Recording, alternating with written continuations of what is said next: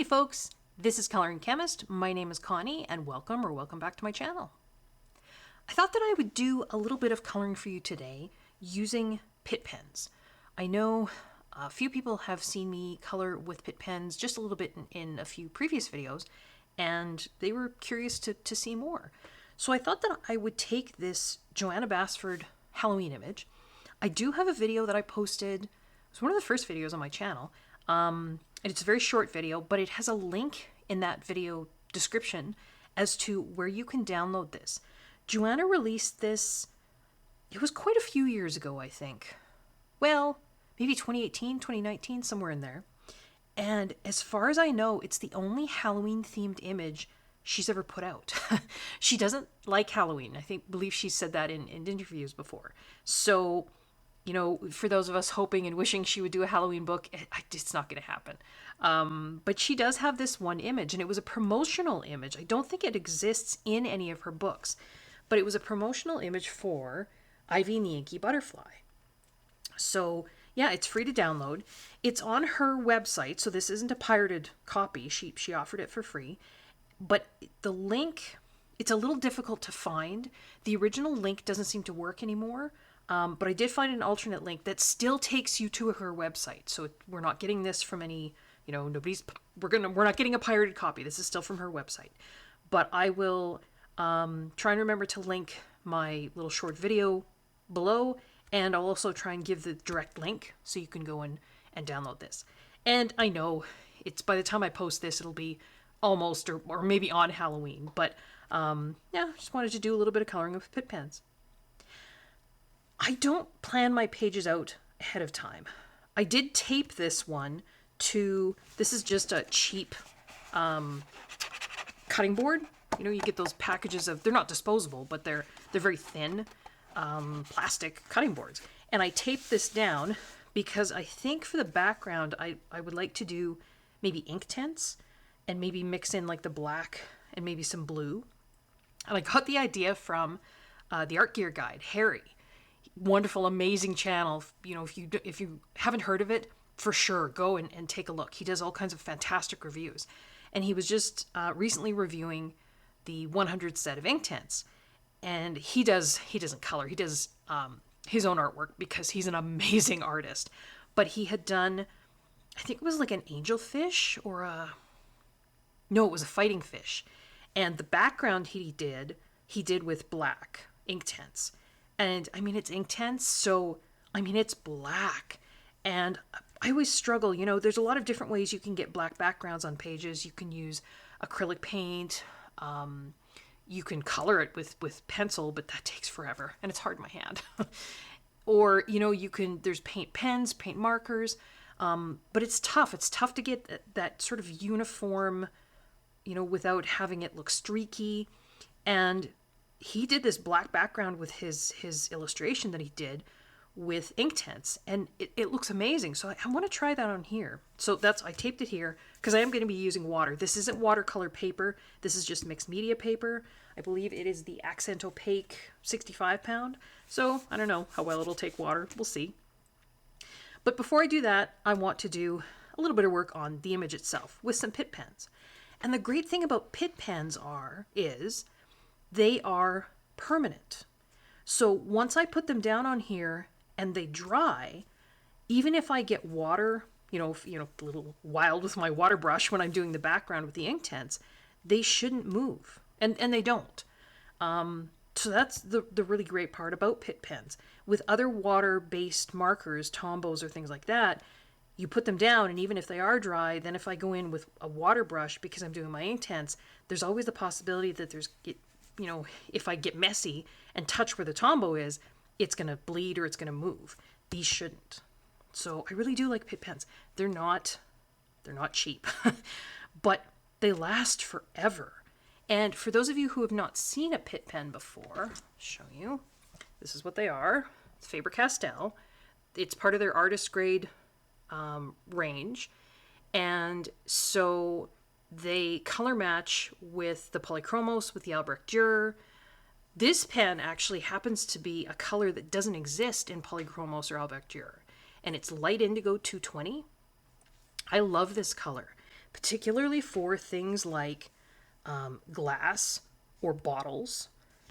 So often what I'll do when I'm coloring with Pitt pens is I will use these to base. Sometimes I'll actually do some blending with these as well, but I would use them to base, and then I'll go over things and do my shading and what have you with polychromos because they color match, right?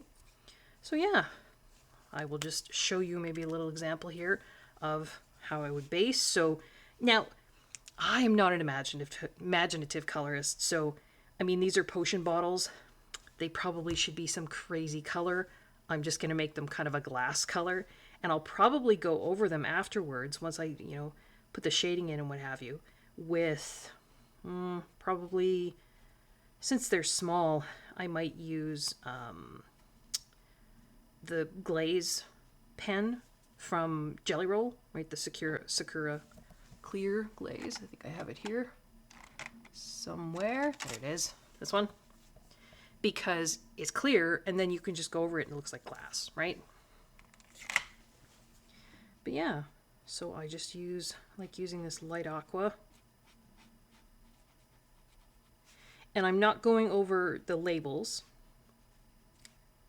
because what I like to do for paper with the Pitt pens, I really love this warm gray one. Because when I'm doing paper, I like for it to be like old paper, right? And this, even though it's a gray, it's a warm gray. And so it's got this kind of beigey tint to it. So then it's like old paper. Do I want to do the book this color? Yeah, I think I do.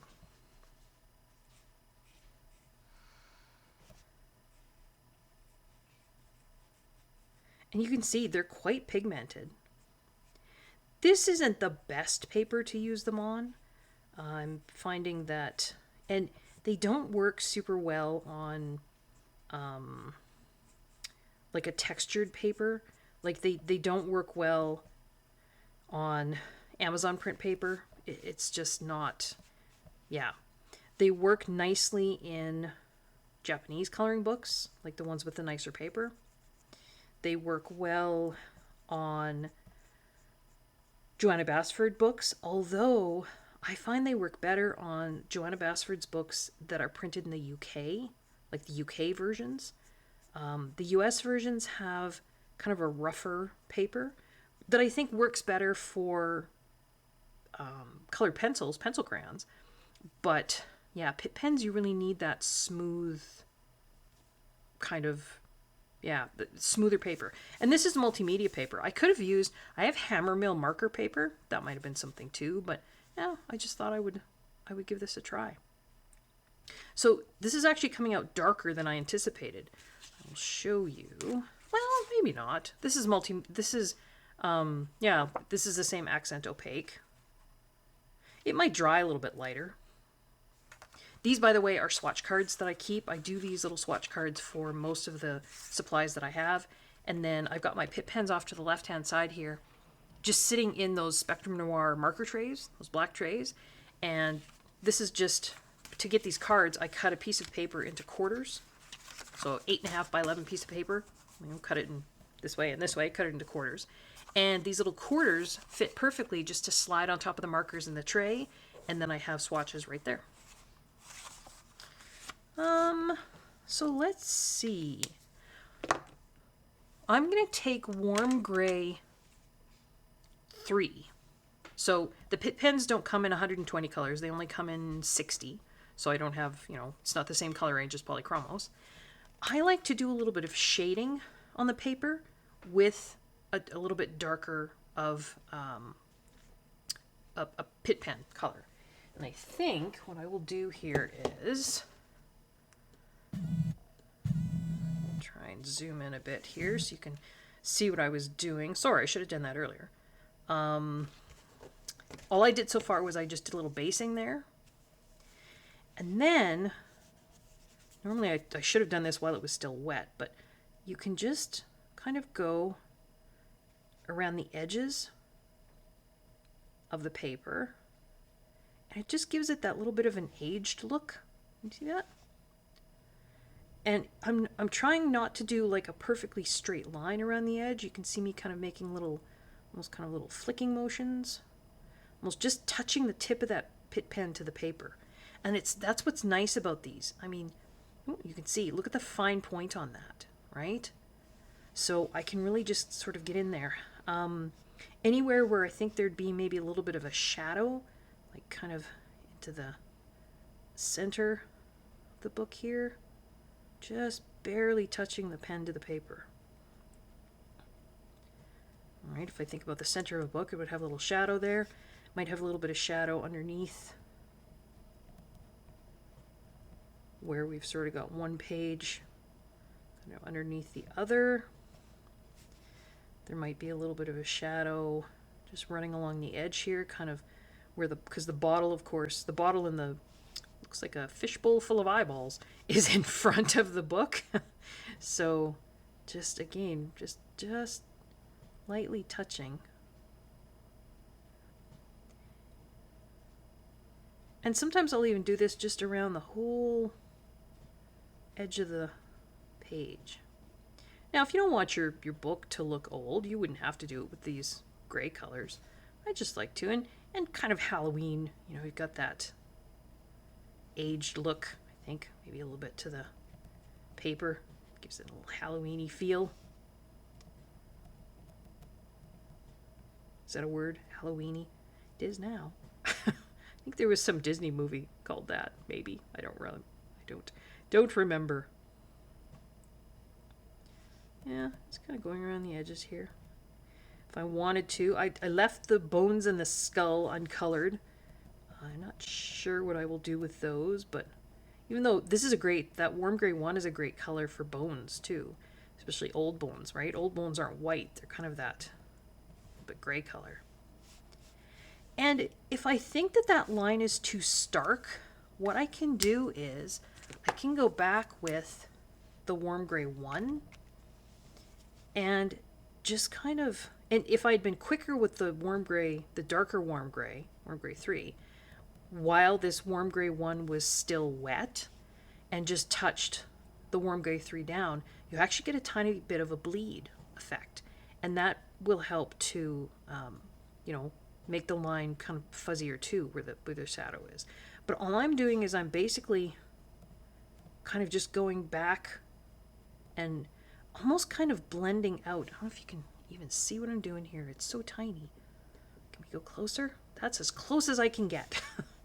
But just around where I put that dark, and almost kind of, it's like I'm drawing it out, but I mean, it's kind of dry by now. But the nice thing about the Pitt pens is too, they're layerable in the sense that if I had wanted a slightly darker warm gray color, but not as dark as that warm gray 3, if I had put a second layer of this down on top of the first one, that would have made it a little bit darker. So I can get a darker, kind of more intense color just by layering the same color again on top of itself. So I'm using that fact to kind of make the transition between that warm gray 3 that I put right around the very edge, because now, I've got another layer of this. It's like there's warm gray 2 kind of, although it's not, transitioning the warm gray 3 into the warm gray 1 of the paper. So there you go. I don't know, I think it gives it kind of a little aged look.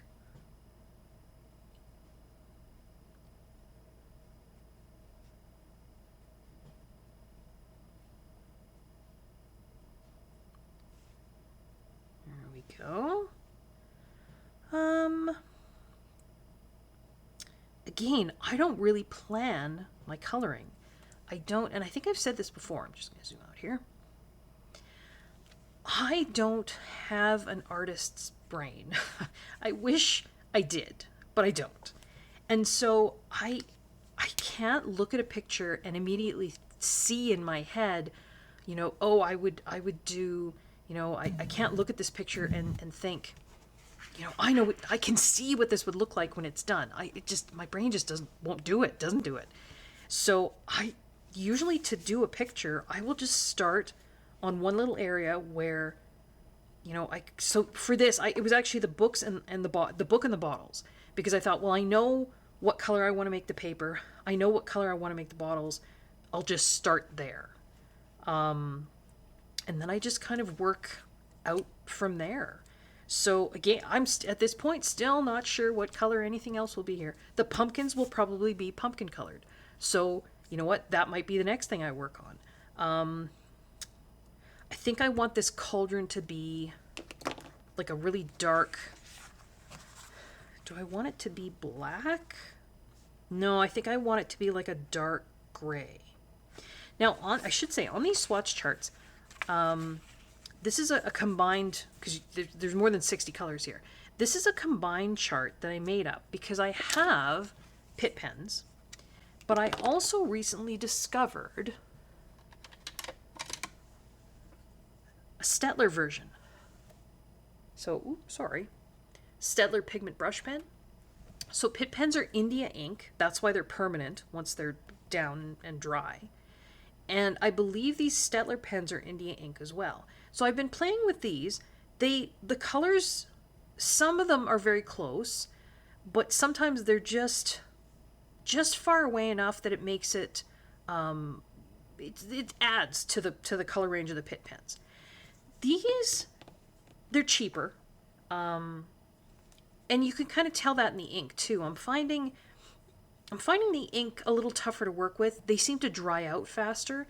Some of these Pitt pens I have had for, I'm thinking like 5 years, and they haven't dried out. And I use them a lot. And even, a marker just sitting, even let's say I had a Pitt pen and I didn't use it. It's the color, where's a color that I rarely ever use? Pink carmine. I just am not, I know I need to use more bright colors, but I don't. They don't dry out. That's still as juicy as the day I bought it. So, it's quality. You're paying for it, but I think it's worth it. These are cheaper. You can get a set of 36 of these, which is the biggest set on Amazon for Canadian. I think it was about, Prime Day it went down to $45 Canadian. Before that it was about 70. Whereas I'm not sure how much a 36 set of Pitt pens would be, but it would be more than $45 or even $70.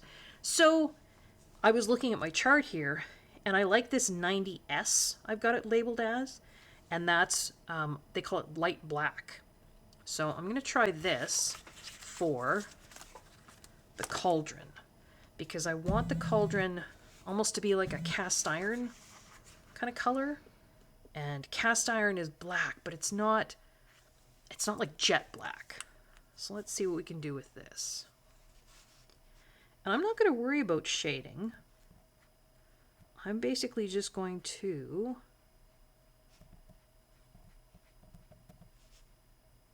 flat color this for now. I'm not going to color in the swirls. I think I'll do the swirls and the little dots maybe with some kind of gold. I don't know, a sparkly gold gel pen maybe? Or I do have a pen from, is it Pentel?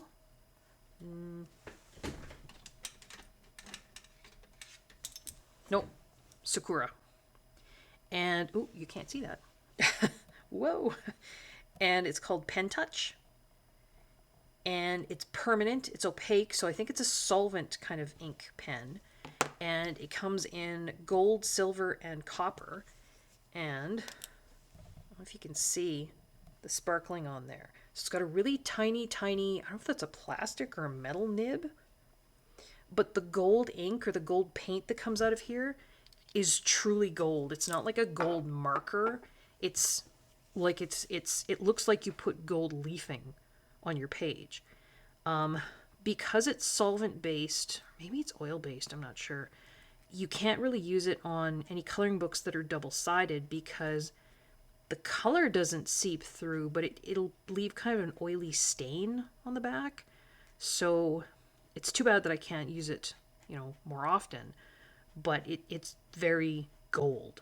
So maybe that's what I'll do for the swirls and things on here. You can see when you're doing slightly larger areas, you are going to get a little bit of streaking. And I will say the Pitt pens seem to streak less than these Staedtler pens, but you know, Pitt pens are more expensive. You know, they're maybe better made. Maybe they did more kind of quality testing. Don't get me wrong, I love Staedtler products, but you know, when you're charging more for a product, you maybe put a little bit more research time into it. But this isn't bad, and you can always go over it again, put a second layer of color down, if you know, if you don't like the streaking. I might maybe do a little bit of shading with, maybe I'll go in with, this was light black, maybe I'll go in with the black and do a little bit of shading.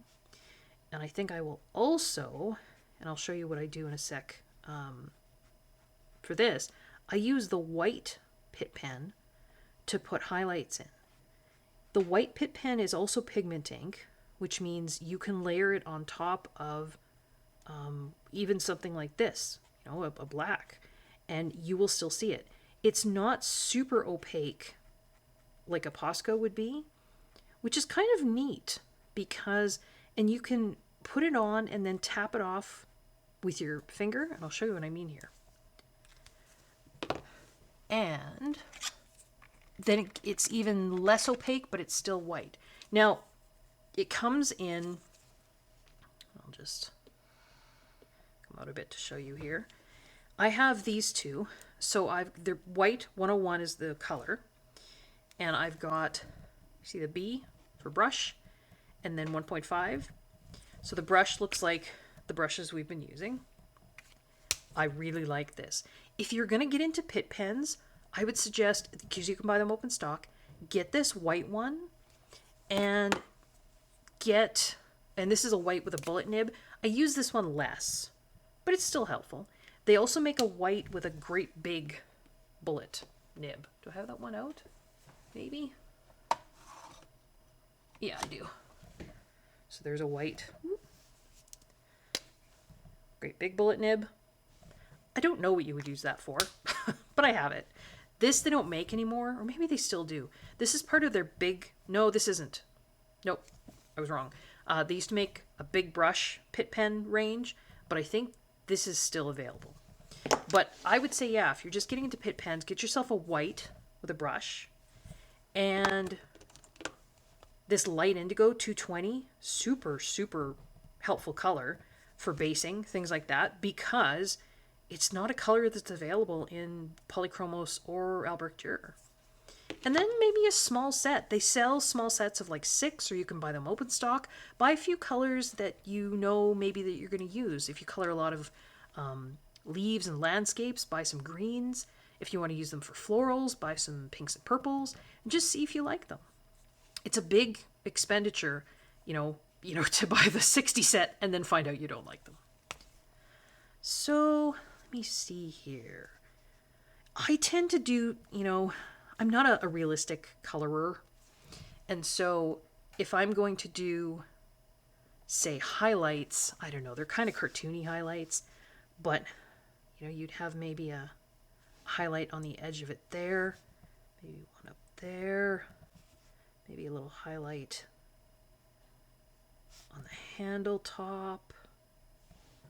I don't know. I'm just guessing. Maybe put some dots around the bottom there.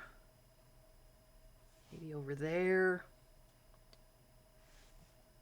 Can put, and if you put the marker down and immediately kind of smear it out with your finger, it's there, but it's a little smearier.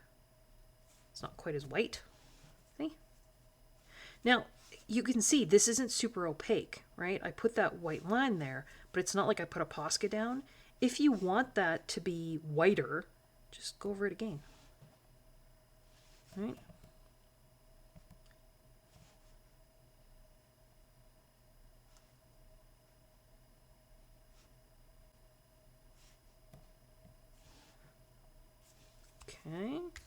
Now, I think I will take Pitt Pen Black and I will put a little bit of darker shading underneath the lip of the cauldron, right? Because you're going to have, it's going to be darker there.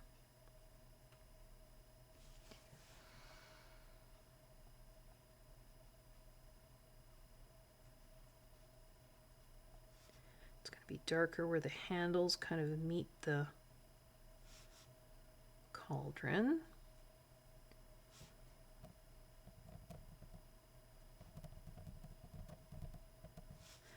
The legs underneath are going to be a bit darker. See, I'm not a professional colorist. You can just see the inside of the cauldron up here. I'm going to make that this black too.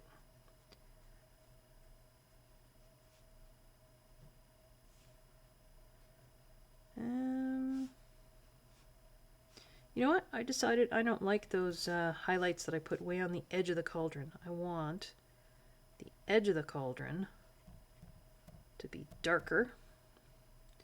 I'm going to put the highlights more towards the middle because if this cauldron is round, right, the highlight is going to be more not so close to the edge.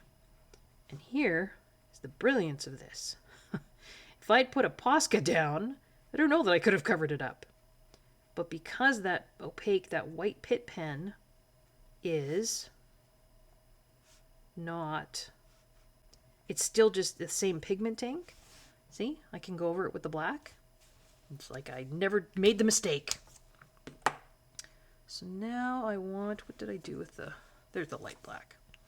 It's a bit stark. So just going to do what I did before, kind of draw it out a bit. And you know what? There's a part of me that's looking at this going, oh, you're messing this up, Connie. But I don't know. It's how we learn. It's how we learn to color, right? A professional colorist would have probably already been like, no, don't do the no, don't do, oh, you did it anyway. But doing what we can.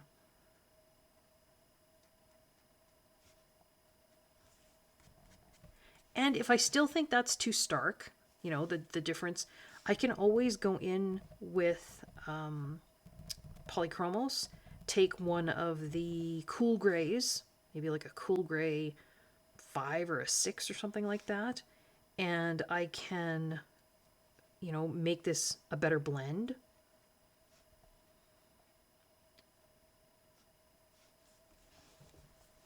Or I can try, if I want to, I can even go in with, there's cold gray. Cold gray? Yeah, it says cold gray one.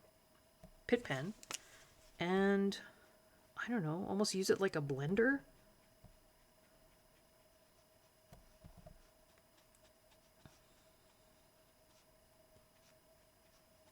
It's not really adding any color, but maybe it'll make that line a bit less stark. Don't know.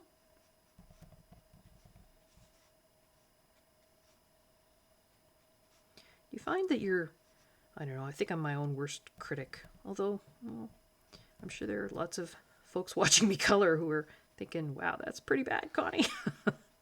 But I don't know. Sometimes I think I worry too much.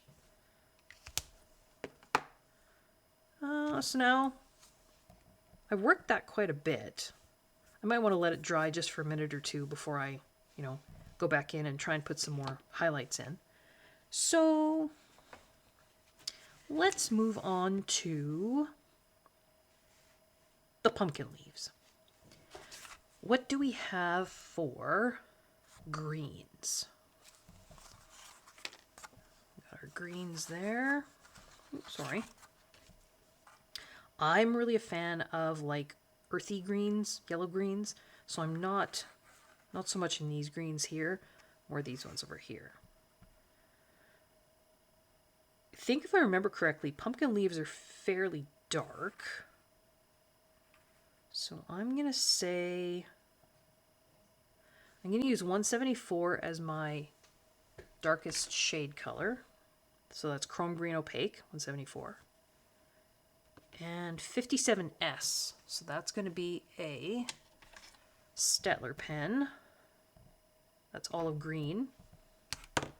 Not a lot of difference between those two, but my 170 May green. I love that color. That's a Faber-Castell color.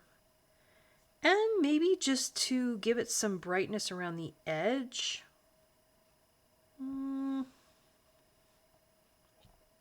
Maybe 171. I think that is light green. So I don't know. Like I say, I don't plan. I usually just kind of start, and then maybe partway through I think, oh yeah, this is working, and then maybe partway through I think, oh no, no, no, no. And then you have to try and either fix it, or if it's really bad, I guess because I printed this off, I could just print it again. Could always do that.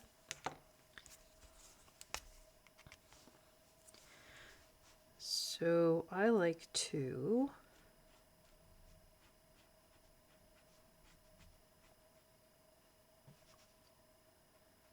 put my shadow in. And I'm doing this opposite, aren't I? I could have based it first, but I didn't. The other ones I based first, and then I did shadows. This one I'm doing a little differently. Just kind of going out, kind of using my darker colors as I go out, and just kind of little, because it's a leaf, you know, leaves are anything natural is you know, it's gonna have little imperfections, little kind of a textury kind of thing. So I'm just using little kind of strokes, you see what I'm doing there? Rather than keeping the pen on the paper constantly and kind of, you know, with a back and forth motion, which is kind of how you would use. And I'm going back over the center stuff with this lighter color, kind of just blends everything out. And then, I don't know if this is what a pumpkin leaf looks like or not. Most of my leaves, I do tend to do this. I'll go dark in the center, get lighter as I go to the edge. Is that what all leaves look like? No. I should probably vary my technique, but I don't know. Gives a nice leaf. We're already at a half hour, so I'm not going to do this whole page with you, but I just thought I would show you just a little bit of how I work with Pitt pens. So I'm going to put a little bit of this darkest color right there, because that leaf is on top of that leaf, right? And then right around underneath where the pumpkin is, dark color. And then I bring the dark color up kind of onto the veins there. You know, I was going for a walk in the woods the other day, and I always tend to make the veins of the leaves dark, but there was veins of leaves that were actually lighter than the rest of the leaf on some of the leaves that I was looking at. So I'm like, I should remember to do that. But apparently not today. And then this is the Staedtler. I might not have even have needed this Staedtler color. I might have just gotten away with going straight to the May green, but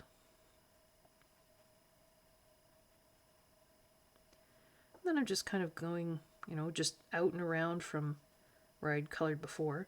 And you can see, you know, if you work relatively quickly, you do get a bleed effect. It's not bleeding outside the lines though. They're just, the colors are bleeding into one another, which is kind of nice, right? Because then you don't get the stark lines. Okay, I went outside that little bit outside the line there, that was me. So I'm just going back over with the May green, kind of blending those others, trying to leave a little bit at the very edge there, so I can come in with the light green.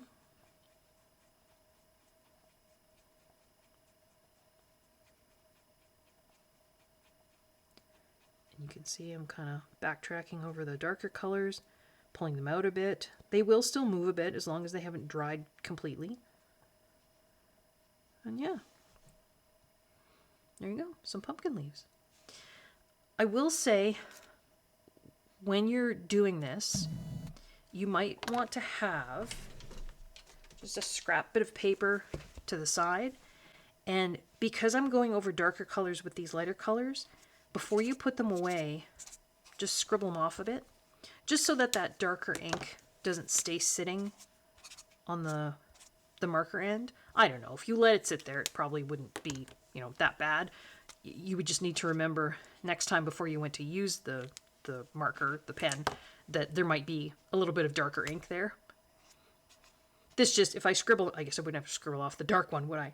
But that just means that there's no surprises for me when I go to use it next time and I put it to paper and think, oh, that's darker than I thought it was going to be. I might do one last little bit just to show you what I like to do for small ivy leaves like that. I think what I will use is I'll use this same chromium green opaque 174, and I'll try and list all these colors down in the description below. And I'm going to go for earth green 172. And I'm also going to bring in my white. So these are very small areas, and what I'll sometimes do is I will uncap both colors that I'm going to be using, and I have them both. I have the one I'm using in my right hand, the one I'm not using in my left hand, and then that way I can switch quickly, because if I switch quickly I can get even more of that blending, because then the colors are really wet. So just a little bit of dark at the base of the leaf, then the earth green,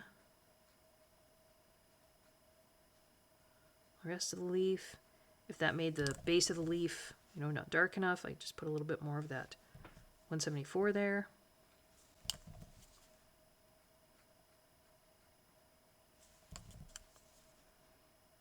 And I'm just switching back and forth.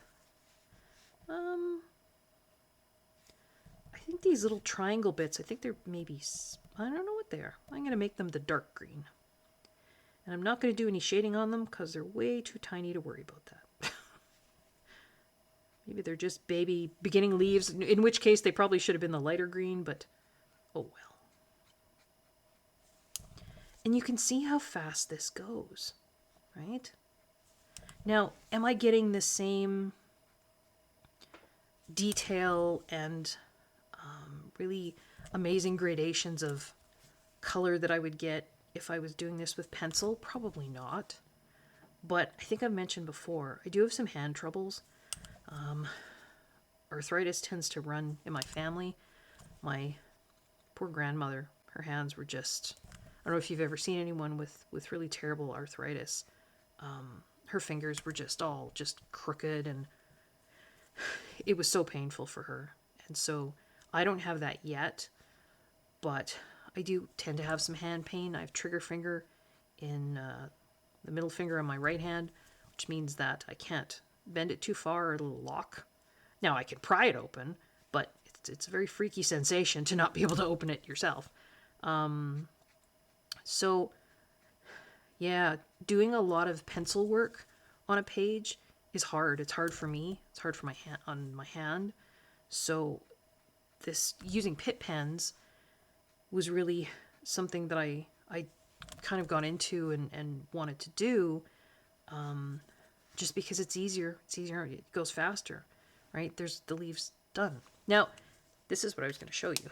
So once I'm done, so that was just a little simple 2-color blend, right? They're really small leaves. There's not a lot of room to do much of anything else. Now I'm going to take the white Pitt pen, the brush one, and just at kind of the edge, maybe a little bit the tips of the leaves, I'm going to put a little bit of the white and then dab it off with my finger. Just a little bit. And it adds a little bit of, I don't know, texture, interest. And you get a little bit of a lighter color. So now it almost looks like I have a 3-color blend. Because this is a tiny bit opaque, but not totally opaque, I can still see the earth green underneath this, but now it's like a lighter version of the earth green. So that's a really quick and easy way to get, I'm just kind of doing just a little bit on the tips. And you can kind of come down the side of the leaf too if you want. And maybe I'll do, oh, missed a leaf. Maybe I'll do a little bit on each of these.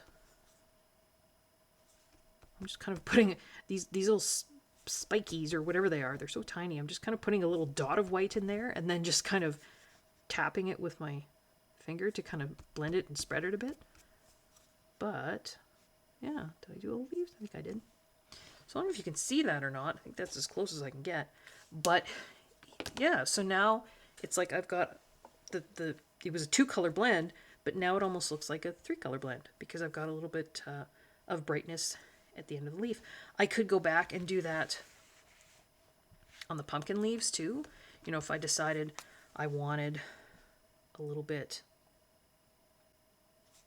on the very tips here, make them even whiter and brighter. It's not quite as noticeable here because the color that I'm doing it on was it was that 171, which is a really light green. Yeah, just a little bit, just brighten up the tips of the leaves. And it's fast. You get white ink all over your finger, but it's just a really quick, fast way to do that. As for the cauldron, I don't know. I'm not liking the way it was turning out. I mean, the black's okay. Where would I want to put highlights? I mean, I guess I could put little highlights on the feet there. I still have little highlights on the handle, and I put a little bit of this white along the rim.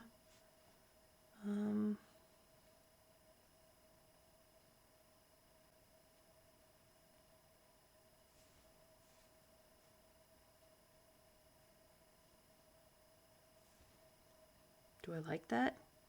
Not really. So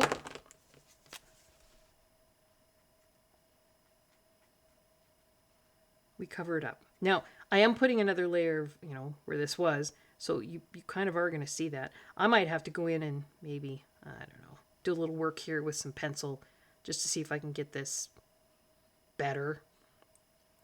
But yeah, just showing you a little bit of how I use some Pitt pens on Halloween page.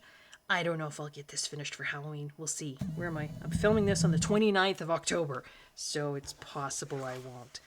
But I can always have it as a whip for next year, or I can just finish it after Halloween.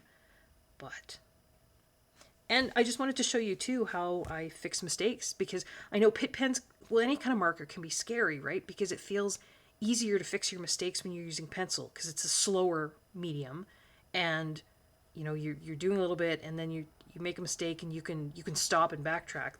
This feels more permanent, but this white is brilliant, and you know you can do these highlights, and then if you don't like them, just put the dark color back over, and it's gone, because it's not like a Posca pen where it's going to change, you know, and make it like a bit of a shiny mark, or it's too bright white that you can't cover it up. You can cover it up. Once I'm done this picture, and if I decide I want some really, you know, if this is metallic, maybe I want some really bright white highlights, I can for sure grab a Posca or a white gel pen and put some brighter white highlights. These are never going to be bright white, but it's, yeah, I just like it.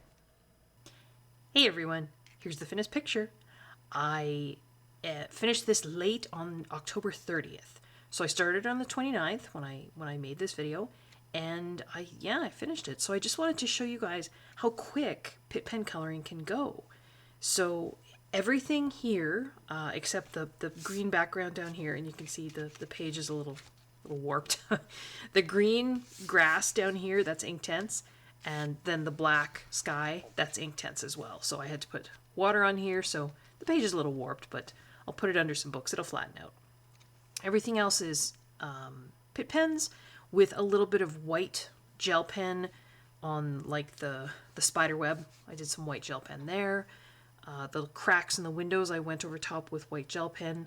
I put little dots to make like little eyes inside the windows. I don't know if you can see that. It's going to be hard to see because there's also, so just inside that little window there, there's little dots for eyes. Did that a couple different places. So yeah, the stars up here, the extra stars are white gel pen. I use the clear glaze pen to go over most of the window glass where there would be glass. So you can see it kind of flashing there. And I also put it in the eyes and the cutouts of the pumpkins. The eyes of the ghost, I think I put glaze. The eyes of the skulls, the bottles, and the fishbowl full of eyes have clear glaze pen. There is some Wink of Stella on the moon and also on the bats. So I colored the bats black and then just put a clear Wink of Stella over top. Jelly Roll Stardust, the clear one on the stars. And then just a little bit of white pastel pencil, like chalk pastel, not pastel colored, but chalk pastel. And then I made like smoke coming out of the chimney, and then just around the moon and the stars, and then took my finger and just kind of rubbed it after I put the pastel down, just to give it, you know, just kind of a blurred look. And I think that's it. Yeah, the Inktense, there was 2 different colors of green, and I just kind of mixed them. I tried to do, it's actually a yellower green than it's showing up on camera. On camera it looks quite bright green, but a little bit of darker kind of shading where there would be shadows underneath things. The tombstone there. I probably could have done better, but I don't know. I kind of like it. And then yeah, I started with the Inktense by putting it on the paper and activating, but it just wasn't getting the intensity I wanted, so I ended up scribbling Inktense on the a rough palette that I have, like a Caran d'Ache palette, and then picking up a water brush and then painting it on like ink. And yeah, I mean that's a pretty deep dark black for a pencil. For me to get that with a regular colored pencil, oh my gosh, I would have been here forever. So the Inktense was good that way. So I will probably show this in my finished pages for October video. There's not going to be that many. I was spending a lot of time doing the science part of my channel, but there'll be a few. I just wanted to show you this and add it into the video just so you can see how quickly you can complete, a page with Inktense. Future editing Connie here. I meant complete a page with Pitt Pen, not with Inktense. Although I did use Inktense, but I meant to say how fast you could complete a page with Pitt Pens. Oops, sorry. I didn't do any pencil work, so all the shading and everything else, if you can see, there's a little bit of shading around the edge, there's shading, in there. That's all Pitt Pen work. All right, just wanted to add this in. All right, well, I hope you enjoyed that, guys, and happy Halloween to those of you who celebrate Halloween. I don't know if you're doing any trick-or-treating or handing out candy to the kids, or if you're doing something else. I hope everyone is well, I hope everyone is safe, and I hope everybody is enjoying their coloring. Until next time, bye!